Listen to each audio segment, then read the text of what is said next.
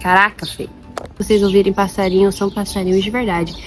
Faz sentido nessa conclusão. Mas, pra fazer os roteiros e pra fazer os vídeos, eu tô muito me moldando por aquilo que vocês pedem. Acho que umas 4, 5 pessoas me pediram Gi, como ler a Bíblia. Aí quando eu vi essa pergunta, eu falei, cara, quem sou eu pra falar alguma coisa sobre isso? Eu não sou teóloga, gente. Mas aí quando eu fui pesquisar esse tema pra saber o que eu poderia falar no roteiro, eu percebi que muitas vezes as pessoas, elas falam como se você já soubesse. Queria então nesse vídeo sair do princípio zero. Se você é uma pessoa que tem curiosidade sobre a Bíblia, às vezes você não é nem crente, mas você tá lendo, sei lá, Machado de Assis, tá vendo um montão de referências bíblicas, você tá lendo Shakespeare, você fica, cara, eu tenho que começar a ler a Bíblia pra entender essas referências do que esse povo tá falando. Se você é uma pessoa que acabou de chegar numa igreja, tá vendo um pessoal falando de um montão de coisa de Bíblia, você não tá entendendo nada e você quer entender, esse vídeo é pra você. Se você é uma pessoa que talvez, como eu, é de berço cristão, mas nunca, realmente leu a Bíblia, sempre começou os planos de leitura, mas daí quando acabou o Pentateuco é uma palavra difícil, mas quando você chegou, no terceiro livro da Bíblia, você desistiu do plano de leitura,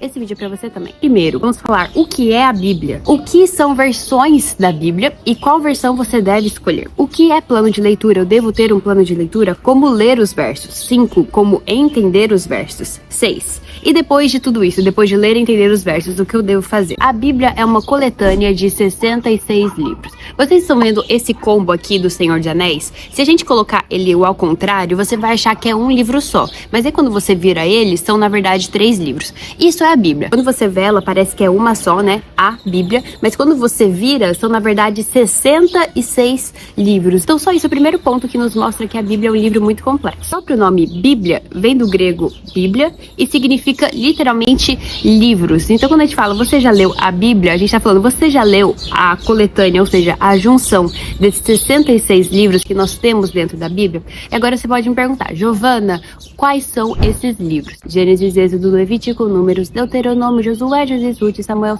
Reis, e Crônicas, Esdras, Neemias e Jó, Salmos, Provérbios, Eclesiastes, Cantares, Isaías, Jeremias e Lamentações, Ezequiel e Daniel, Oséias, Joel, Amós, Obadias, Jonas, Miqueias, Naum, Abacuque, Sofonias, Ageu, Zacarias, Malaquias. Todos esses livros fazem parte da nossa primeira divisão da Bíblia, que é o Velho Testamento ou Antigo Testamento. Mas isso a gente vai falar um pouquinho mais pra frente. E daí na segunda divisão, que é o Novo Testamento, nós vamos ter os outros livros que são Mateus, Marcos, Lucas, João, Atos, Romanos, Coríntios, Gálatas, Efésios, Filipenses, Colossenses, Tessalonicenses, Timóteo, Tito, Filemão, Hebreus, Tiago, Pedro, João, Judas e Apocalipse de João. Todos esses fazem parte da nossa segunda divisão, que é o Novo Testamento. Testamento é uma palavra que a gente pode substituir por aliança. Então nós temos a Velha Aliança e a Nova Aliança. E os passarinhos, eles estão muito animados. E todo esse conjunto de Nova Aliança e Velha Aliança foi escrita em 3 línguas diferentes. Então nós temos a Velha Aliança, o Antigo Testamento em hebraico e aramaico, e o Novo Testamento em grego. E tudo isso vai ser ao longo de mais de 1500 anos, com um montão de gente de diferente cultura, gente de períodos históricos diferentes. E nesses 66 livros nós temos gêneros diferentes. Salmos, Provérbios, Eclesiastes, Cantares, que vão ser livros de poesia. Mas nós vamos ter, por exemplo, livros históricos. Nós vamos ter os livros que a gente vai chamar de livros proféticos, ou seja, que vão falar de coisas que vão acontecer no futuro, umas partes que parecem mais um manual, como deve ser feito os rituais, como devem ser feitos os sacrifícios. No Novo Testamento a gente também vai ter livros que contam histórias, como os Evangelhos e o livro de Atos, mas a gente também vai ter, em sua maioria, cartas. Então a gente vai falar epístolas. E tudo isso foi escrito por muitas pessoas. Então tem alguns autores que a gente sabe quem são, tem outros autores que a gente não sabe. Mas então com essa pequena introdução, a gente pode agora voltar para a primeira divisão que eu falei, o Antigo Testamento e o Novo Testamento. Então o Antigo Testamento é a aliança que Deus fez com o povo de Israel. Quando eu falo Israel hoje, você já pode, pensar na bandeirinha de Israel, você já pode, começar a falar, conflito de Gaza, você já tem uma bagagem contemporânea de povo de Israel. Mas quando a gente tá falando da Bíblia, povo de Israel, na verdade tudo começou com um cara, entendeu? Que é Abraão. E daí Abraão, ele teve Isaac, daí Isaac, ele teve Jacó, e daí Jacó teve 12 filhos. E quando a gente lê a Bíblia em Gênesis, nós temos Adão e Eva, que muito provavelmente nem se você for crente, você já vai ter ouvido falar de Adão e Eva. E daí em Gênesis a gente vai ter várias histórias, como por exemplo a de Noé, que daí teve o grande dilúvio, entendeu? Daí ele construiu um barquinho, Torre de Babel. Provavelmente você conhece pelo menos a grande pintura que nós temos da Torre de Babel. Só que daí nós temos um cara muito importante em Gênesis, que é Abraão. E Abraão, ele recebe uma promessa de Deus, falando que, olha, agora você é velho, a sua esposa é velha também, e vocês não podem ter filhos da maneira natural. Mas eu te prometo uma grande geração, uma grande quantidade de descendentes. Ele tem Isaac, Isaac tem com Rebeca Jacó, Jacó vai ter o seu nome mudado. Então tem algumas partes da Bíblia que Jacó, a gente vai falar Jacó, mas tem outras partes que a gente vai falar Israel. Aqui, quando a gente está lendo o Velho Testamento, a gente percebe que tem uma promessa que é ainda maior do que o grande número de descendentes, ou que uma terra prometida, um lugar onde esses descendentes vão morar. Tem a promessa que vai vir um Messias. Messias significa prometido. Vai vir alguém enviado por Deus para nos salvar dos nossos pecados. Porque isso é uma coisa também muito importante quando a gente lê a Bíblia. Nós temos alguma coisa, nós seres humanos, que somos diferentes de Deus. Quando nós vemos os atributos de Deus na Bíblia, nós vemos que, primeiramente, Deus criou os céus e a terra. Ou seja, Ele é Criador. E como Criador, Ele tem autoridade sobre a sua criatura. Criatura de Deus somos todos nós, entendeu? E esse Deus da Bíblia, em tudo que Ele faz, Ele é um Deus bom. Ou seja, nele não há maldade, nele não há pecado. Então ele reina sobre tudo e em tudo ele faz em beleza, em tudo ele faz em harmonia. E agora você deve estar pensando, Giovana, como assim existe beleza, existe harmonia no nosso mundo que, tipo assim, a gente vê tantas tragédias acontecendo toda hora? Isso é pecado. E o pecado, ele não tá somente nas grandes tragédias, nas grandes guerras. O pecado tá dentro de você e dentro de mim. Sabe quando você responde uma pessoa de uma maneira um pouco rude? Sabe quando você quer contar uma mentira? Como, por exemplo, vícios em qualquer coisa. Bebida, vape, cigarro, pornografia, masturbação. E isso dentro de você te separa de Deus. E daí nós temos o grande problema da história. Quando você vai ver em Gênesis 3, então, o primeiro livro da Bíblia, no capítulo 3, ou seja, bem no iniciozinho, nós vamos ter a promessa que vai vir um descendente de mulher, ou seja, um ser humano que vai ferir a cabeça da serpente. Serpente é o diabo, ou seja, aquele que levou os seres humanos a pecarem. E ele vai esmagar a cabeça da serpente, mas a serpente vai ferir o calcanhar desse filho de mulher. Eu sei que se você tá tendo agora seu primeiro contato com a Bíblia, você não tá entendendo nada. Mas o que você precisa entender é, nós temos um grande problema, que é o pecado. E desde o primeiro livro da Bíblia, ou seja, desde o iniciozinho, vamos ter uma promessa maior, que é uma promessa para toda a humanidade. Promessa realmente para toda a história com H maiúsculo, que é esse homem vai vir da parte de Deus. Daí você fica, meu Deus, como que um homem, ser humano, vai vir da parte de Deus? O que está acontecendo? E ele vai nos libertar dos nossos pecados. Giovana, como ele vai nos libertar dos nossos pecados? Isso é assunto para os próximos episódios, ou melhor, isso é um assunto para o nosso próximo testamento ou para nossa próxima aliança. Ou seja, se você começar a ler a sua Bíblia no Novo Testamento, você vai chegar no livro de Mateus. E daí no livro de Mateus, você já vai começar lendo a genealogia de Jesus. Então Mateus já começa te dizendo, lembra daquele cara que nos foi prometido? Então, ele chegou. Jesus, o que é? Meu Deus do céu, esse vídeo ele vai ter tantas abas que eu tô, tipo assim, só pensando na edição dele. Mas Jesus, ele é a imagem do Deus invisível. No Velho Testamento, a gente vai ter esse grande Deus poderoso, soberano, justo, bom. E no Novo Testamento, é o mesmo Deus. Só que esse Deus, ele veio pra Terra como homem. E daí a gente vai ter um negócio muito louco que é a Trindade. Só que assim, se eu começar a entrar nesses assuntos, eu vou começar a pirar e esse vídeo vai ser um podcast de 5 horas. Então o que você precisa entender? Nós temos o Deus Pai, nós temos Deus Filho, que é Jesus, que ele também é Deus. Só que daí nós temos o grande milagre, que é ele vem como homem. Então a gente vai ter na Bíblia em Filipenses, que vai falar que ele se esvaziou da sua glória e se fez homem, humano como nós. Daí você pode falar, meu Deus, mas por que esse homem santo, maravilhoso, perfeito, morreu numa cruz? Porque ele pagou a nossa punição. No livro de Isaías, que é o Velho Testamento, ou seja, há muito tempo atrás, vai estar escrito o seguinte: pelas suas feridas nós fomos sarados. A punição de Jesus não foi porque Jesus merecia, mas Jesus, ele é revestido com a nossa culpa. Ele sofreu a nossa punição. Ou seja, tem uma parte da Bíblia que fala, o salário do pecado é a morte. Então Jesus morreu porque ele foi revestido com os nossos pecados. Só que a gente acredita que ele é o quê? Santo, perfeito, ele é o próprio Deus. Então ele não poderia permanecer morto, porque Jesus não morreu pelos seus próprios pecados, pela sua própria culpa, ele morreu pelas culpas de outras pessoas. Quando Jesus ressuscitou, o que ele está falando? Eu venci a morte, eu venci o salário do pecado. Ou seja, todo aquele que agora acredita em Jesus, que olha para Jesus e fala, meu Deus, ele é de fato filho de Deus, você está realmente falando, caraca, eu fui substituída por Jesus. Mas agora esse título de filho de Deus, que antes antes só Jesus tinha, agora ele é recaído sobre você. Só que também não acabou por aí. A Bíblia também fala que Jesus foi de volta para os céus. Aí desceu a terceira pessoa da Trindade, que é o Espírito Santo. Só que os cristãos também acreditam no livro de Apocalipse, que é o quê? Que conta a história de quando Jesus virá pela segunda vez. Ele vai estabelecer aqui o seu reino. E daí nós vamos ter os julgamentos. Entre o quê? Aquelas pessoas que não pecaram, aquelas pessoas que pecaram.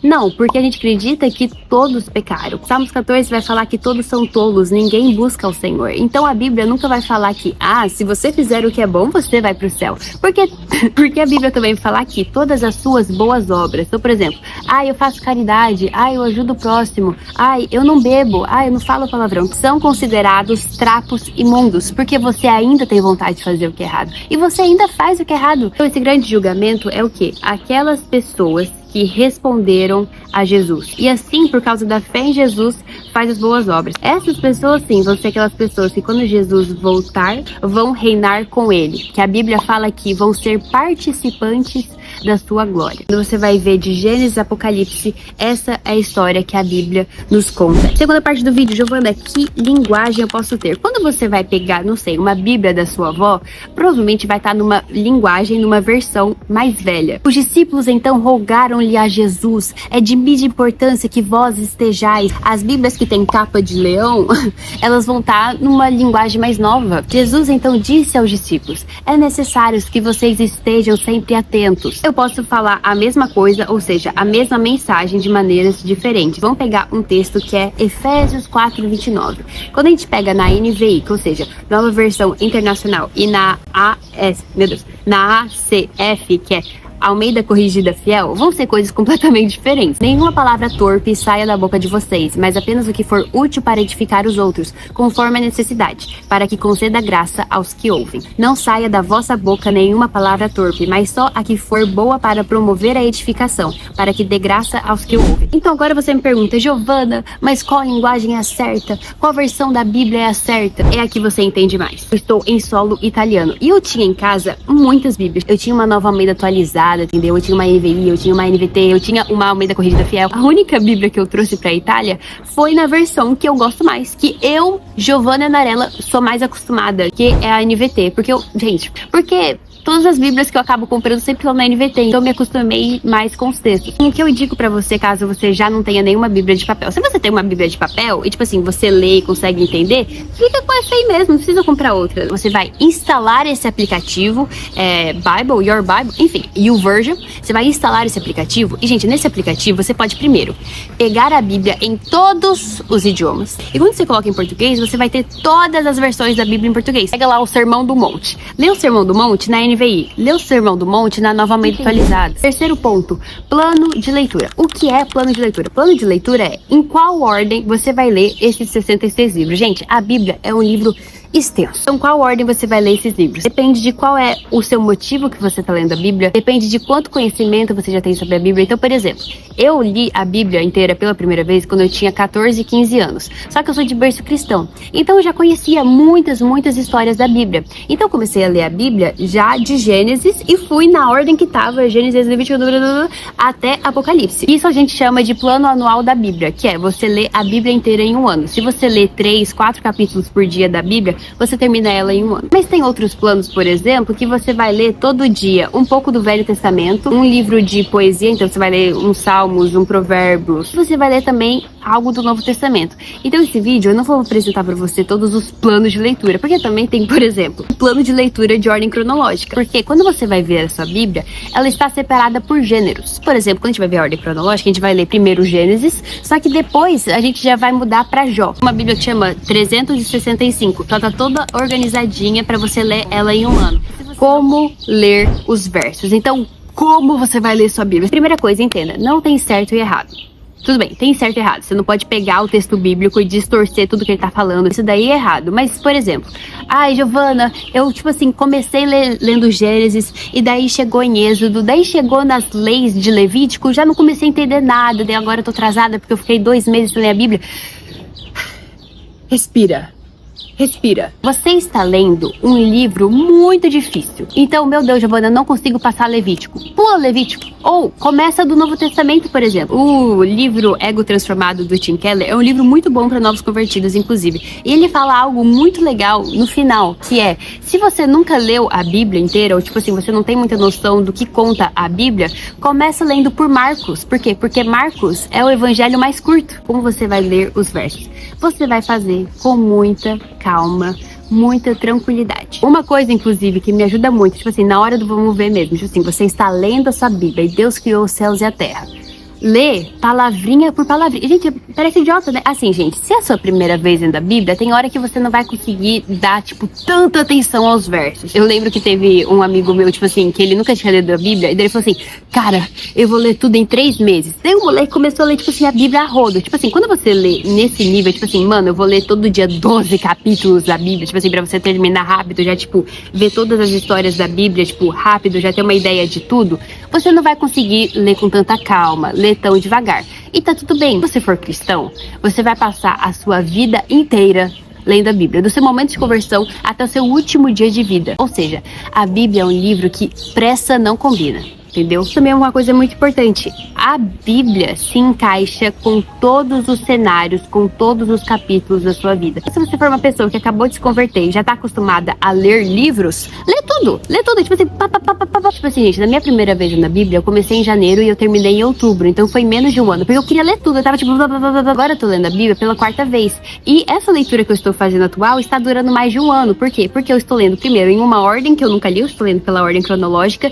E eu tô lendo, tipo assim, 1 ou 2 capítulos por dia. Eu tô lendo os versos, eu tô imaginando o que tá acontecendo. Peça ajuda para irmãos mais experientes. Pergunta pro seu pastor, por exemplo, se a sua igreja é grande, como a minha igreja do Brasil é muito grande, pede pra um líder de célula. Eu vou te falar que se esse irmão mais velho na fé realmente for cristão, ele vai ficar muito feliz que você tá começando a ler a Bíblia. Quando alguém me fala, Gi, como eu começo a ler a Bíblia? Eu fico, oh my God, I love this question. E isso nos leva pro nosso 5º ponto, que é como entender os versos. Gente, eu não sei se vocês conhecem o Luiz Saião, mas ele é um cara que, tipo assim, ele fala hebraico, ele fala grego, ele fala alemão, ele fala francês, ele também é um grande teólogo. Cara, ele também é um hebraísta. Ele foi o cara que, tipo assim, ajudou a fazer a tradução NVI. E eu vou colocar pra vocês um verso que ele falou sobre a Bíblia. Como é que funciona esse negócio de entender direito um texto da Bíblia? A Bíblia é um livro antigo, escrito numa outra língua. Esse texto foi escrito em grego, há muito tempo atrás, num contexto cultural, histórico, literário, e principalmente, ó, você que gosta e quer entender um pouco mesmo do que a Bíblia diz, você nunca pode ler um versículo sozinho. Você lê o que vem antes e o que vem depois para ver qual é a conexão. Ou seja, gente, se o cara que é um hebraísta profissional, entendeu? Trabalha a vida inteira com a Bíblia, com o hebraico, com línguas originais, fala que a Bíblia é um livro complexo. Quem é você, entendeu? Joãozinho de São José do Rio Branco, Sebastião. Como que você, sem ajuda, vai entender os versos? Gente, eu não sei se vocês já tentaram ler Ilíada ou Odisseia, que tipo assim, é um livro muito, muito antigo, porque quando eu fui começar a ler Ilíada, eu fiquei, caraca, velho, não tô entendendo nada. Daí eu me deparei com um negócio que é texto de apoio. Bíblia, ela é tipo isso, só que muito mais complexo do que Ilíada ou Odisseia. Então, você não pode ler a sua Bíblia sozinho, entendeu? Sozinho no sentido de, eu vou ler aqui e tomar as conclusões que eu quero. Porque, de uma duas, ou você não vai entender nada, ou você vai entender errado. A Bíblia é um livro para todo mundo. Os filhos de Deus não são as pessoas mais inteligentes. Os filhos de Deus não são as pessoas mais ricas. Os filhos de Deus é todo aquele, tipo assim, desde o cara mais simples que não sabe ler e escrever, que acredita em Jesus. Por exemplo, gente, eu tava lendo Mateus agora e daí ficou, porque quando você coloca vinho novo em odre velho, eu não sabia nem o que significava odre. YouTube, best friends forever. Então, gente, esses canais de YouTube que eu estou colocando na tela, sensacional. E não demonize as suas dúvidas. Eu não sei se vocês conhecem esse pastor aqui que chama o Tim Keller. Tim Keller, ele era casado com a Katie. A esposa do Tim Keller tava falando que ela tava lendo, tipo assim, ela já velhinha, tipo assim, velhinha não, mas ela madura, mais de 40 anos só de vida cristã. Tava falando que ela tava lendo, tipo, algum dos evangelhos, e ela chegou na parte da ressurreição. Ela falou, vou ler aqui, não tem nada de novo pra eu ver aqui. O anjo, ele empurrou a pedra. E ela ficou, nossa, mas por que o anjo empurrou a pedra? Tipo assim, se Jesus quisesse, ele poderia passar pela pedra. The stone was rolled away.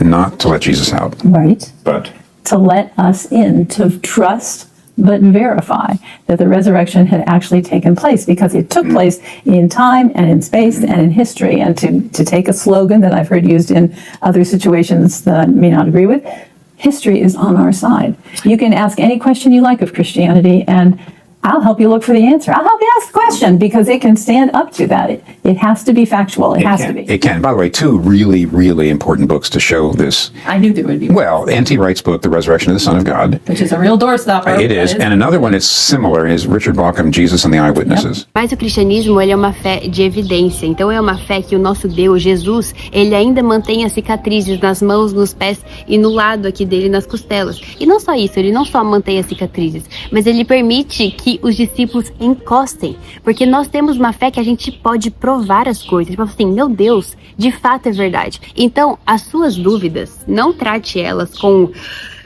Cara, então não tenha medo de enfrentar as suas dúvidas. Uma fé forte é construída apesar das dúvidas. Então você tem uma dúvida e fala, cara, não, como que o cristianismo responde a isso? Vai atrás, pesquisa. Então, por exemplo, como que nós temos um Deus 100% bom, um Deus 100% soberano, mas nós também temos muito mal no mundo, nós ainda temos Satanás, nós ainda temos pecado. Como que isso funciona? Pum! Nós temos aqui, ó, na tela, vídeo sobre problema do mal, que é esse o nome do problema, entendeu? Então, ainda nesse ponto de 5, como entender os versos, peça ajuda de Deus, peça ajuda de outras pessoas, peça ajuda no YouTube, entendeu? Com os vídeos, misturando os pontos agora. Não tenha pressa. Você vai ver um vídeo sobre um tema que você tá com dúvida e ele vai falar o nome de um montão de livro, talvez. E depois você vai ter uma outra dúvida, você vai pesquisar e você vai ver os nomes, às vezes, dos mesmos livros. E daí você vai começando a ler os livros. Mas aí você vai criando familiaridade com termos que parecem difíceis, como escatologia, soteriologia, cristologia. Resumindo, ponto 4 e 5, vai na humildade. Ponto 6, e depois de tudo isso, você vai meditar. E para meditar, você tem que compreender o que está dizendo. Caramba, eu fiquei com uma cara muito estranha nesse corte, mas quem falou essa frase de pra você meditar, você precisa compreender, foi o Martinho Lutero, e eu li ela pela primeira vez quando eu li o livro Oração, do Tim Keller. O Martinho Lutero, ele tinha o hábito de todos os dias orar o Pai Nosso e fazer uma meditação, orar os 10 mandamentos. E ele falava que, por exemplo, para você meditar nos 10 mandamentos, tem uma parte que fala, não use o nome do seu Deus em vão. Para você meditar nisso, ou por exemplo, para você pedir ajuda de Deus, Senhor, ajuda a me falar o seu nome em vão, Senhor, perdão porque eu falei seu nome em vão e tal, você precisa entender o significado. Então agora vamos ver, se você já entendeu esse texto específico, como você pode meditar em cima dele? O que é meditar? Meditar, gente, é você pregar para si mesmo, e é um bagulho muito difícil. Por exemplo, gente, hoje eu li Mateus 19, e Mateus 19 começa falando sobre divórcio. Nossa, hoje eu li que a vontade de Deus era que homem e mulher não se separassem, que não tivesse divórcio. Mas aí, por causa da dureza do coração do homem, Deus enviou para Moisés uma lei que permitia o divórcio. Mas mesmo assim, às vezes a gente acaba mudando a vontade de Deus, a gente acaba fazendo as coisas baseado na nossa dureza do coração. E daí você já vai juntando, emendando junto com o coração. Senhor, ajuda a não dar ouvidos à dureza do meu coração. Você leu ela e ficou pesquisando um montão de coisa sobre ela. Incrível, maravilhoso. Agora, insira ela dentro de você. E depois você responde ao que você leu em oração. Mas coisas que eu gostaria que alguém tivesse me contado na primeira vez que eu li a Bíblia. Vai ter dia que você não vai ter vontade, meu querido. E até nos dias que eu tenho vontade, é mínimo o momento que eu tenho vontade. Tipo assim, é difícil ler a Bíblia. Além de ser dar trabalho, tipo assim, como se você estivesse estudando mesmo, dá trabalho porque você tá lutando contra a sua carne. E voltar contra toda a sua natureza de pecador, indo pra natureza santa de Deus. Pra mim, ser crente é tipo química orgânica. Se tá fácil é porque tá errado. Cara, não quero ler a Bíblia, tô cansada, que ódio. Você vai ter que ler do mesmo jeito. Ou você vai ler a Bíblia e você assim, cara, não quero orar, não posso só ler 20 mil capítulos e não orar. Não, eu vou terminar esse vídeo falando o seguinte: ser cristão é um constante exercício de lembrar a si mesmo quem você ama mais. Você ama mais o seu pecado? Você ama mais o seu conforto? Você ama mais o seu prazer? Ou você ama mais Jesus? Beijo!